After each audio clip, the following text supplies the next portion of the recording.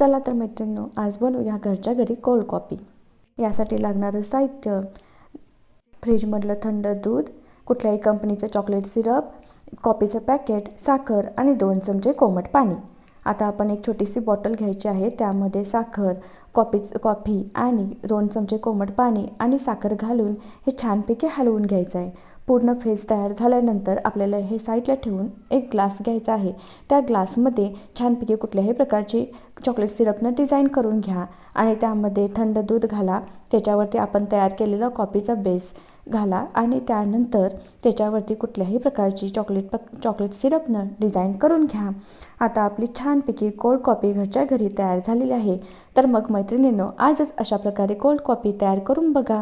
Recipe आवडली तर like करा, शेअर करा आणि अशाच प्रकारच्या रेसिपी बघण्यासाठी आपल्या चॅनेलला सबस्क्राईब करायला विसरू नका। धन्यवाद।